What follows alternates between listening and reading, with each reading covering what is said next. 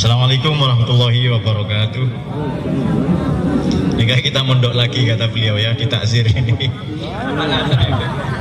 Yang kita hormati bersama Mbah Doyok, saya tahu namanya Mas Hidayatullah ternyata Gus Hidayatullah. Semua pemateri di depan, teman-teman, rekan-rekan, sobat-sobat Nahdiyin backpacker ya, NU backpacker yang dimuliakan oleh Allah dan dicintai calon mertua atau mertua masing-masing. Karena perjalanan yang sesungguhnya ini kan baru perjalanan di dunia ini. Perjalanan di dunia kita butuh guide yang istimewa, butuh tempat persinggahan yang indah, yang nyaman, apalagi menuju perjalanan lintas kehidupan. Itu tidak ada lagi selain ikut para ulama, para kiai.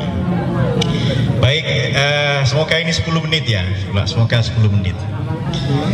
Mula-mula begini, setiap jalur perdagangan, ini saya apresiasi yang disampaikan beliau, jalur perdagangan, politik, perniagaan, jalur-jalur sutra yang kita kenal saat ini, apapun saja di dunia ini, semua ditemukan, dirintis, dilokomotifi oleh para petualang, oleh para penjelajah, bahkan oleh mereka yang rela meninggalkan kenyamanan, bantal dan kasur di kampung halamannya untuk menjelajah, untuk memperluas cakrawala, menyinggahi banyak negeri.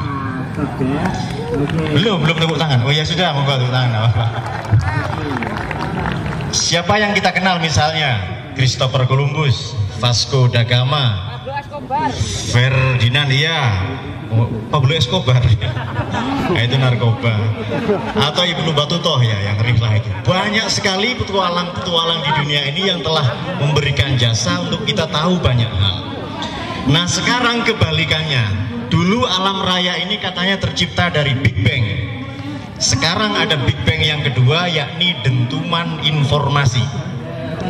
Sekarang cara kita berkomunikasi adalah dekorporeal. Bahasa ini mesti angel guys ya. Bodiless, bahasa Inggris bodiless. Dulu komunikasi ya ketemu begini, tapi sekarang tidak. Kita ketika era sudah borderless, tidak ada batas negara, kita adalah world citizenship, warga negara dunia, tidak ada jarak geografis, tapi jarak yang masih menganga merentang justru adalah jarak kemanusiaan, jarak antropologis. Oleh karena itu satu-satunya cara untuk menjaga mengasah kewarasan, menjaga untuk menjadi manusia, untuk dari dekorporeal menjadi korporeal adalah tetap menjadi manusia, menjaga lingkungan, menjelajah, menyinggahi banyak tempat untuk kita mendapatkan insight hal-hal baru. Meskipun tentu persinggahan paling serem itu di Unmer, itu kampus paling serem juga. Universitas Mertua, itu Anda bisa disertasi atau tesis tiap hari. Alhamdulillah saya sudah lulus ya, Bapak Ibu Mertua sudah. Tadi ada yang orasi Israel ya, sudah dipanggil oleh beliau. Oke. Kemudian begini, saya membaca buku karena saya ngapunten Pak, karena setiap hari ya ketemu buku-buku saja kehidupannya. Saya membaca buku belakangan ini sudah agak lama sebenarnya. Saya mencari terjemahannya tidak ada yang baik di Indonesia ya. Tapi saya punya judul bukunya adalah Modern Man in Search of Soul, manusia modern dalam pencarian jiwanya. Ini yang ngarang namanya Carl Gustav Jung. Siapa kenal Freud? Pasti kenal ya, Sigmund Freud. Ketika Freud mengungkapkan bahwa seluruh dorongan hidup manusia adalah dorongan seksual, Liebestriebe, menguasai, menjelajah, mengangkangi, ekspansi, aneksasi, pencaplokan itu, bahkan menggagahi. Saya tidak setuju kalau merkosa atau menggagahi, karena gagah ini konotasinya positif, lalu bergeser ke negatif. Itu semua adalah Liebestriebe, dorongan seksual, tidak hanya di politik ya. Tidak hanya di politik, tidak hanya di ekonomi ya, oleh para demagog atau oligark atau apapun saja. Bahkan cara kita hidup pun ini sudah sangat seksual sentris, berdasarkan jenis kelamin. Sampai-sampai main bola, misalnya siapa lah, Pogba, Boas Solosa, cantik sekali Boas, itu karena dorongan seksual tadi. Saya tidak tahu cantiknya itu apa ya, tapi pokoknya cantik loh menurut komentator. Lalu teriak, kita siapa ya. Baik, kemudian nanti ada revolusi ketika beliau mengatakan unconsciousness ya. Jadi apa yang kita ulang-ulang, buang sampah, rajin, disiplin, akan menjadi watak kita yang kedua. Bahasa Madura kan namanya dari Jember Bondowoso adalah habit is the second nature. Kebiasaan adalah watak kita yang kedua.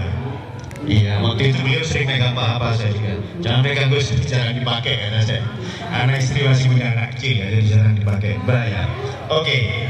Tapi nanti ada revolusi kedua yang digagas oleh santrinya, muridnya Freud sendiri, yakni Carl Gustav Jung.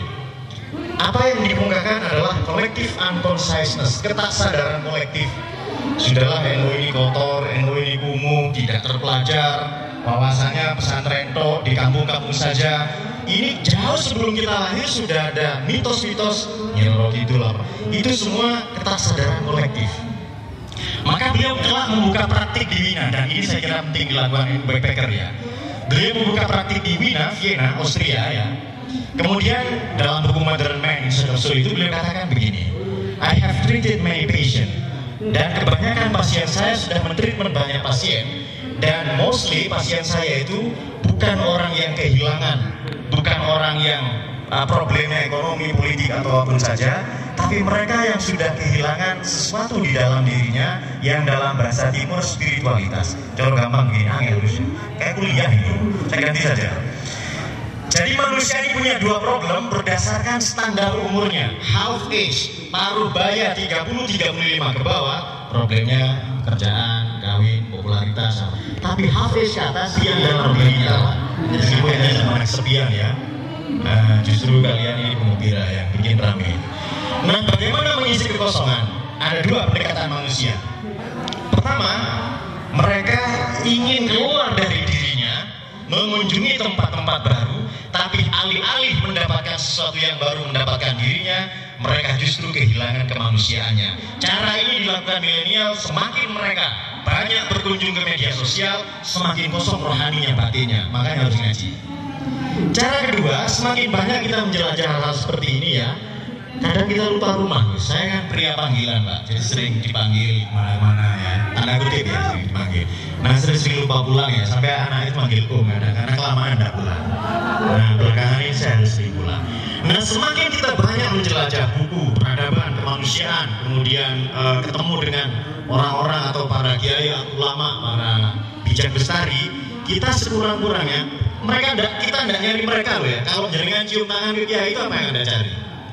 Anda mendatangi kerinduan Anda sendiri. Kalau Anda berobat ke dokter itu Anda cari kesembuhan Anda sendiri. Kalau Anda datang rame-rame ke sini sebenarnya Anda ingin mengisi ruang kosong dalam batin Anda sendiri. Kalau sudah diulang. Oke. Saya sedikit lagi.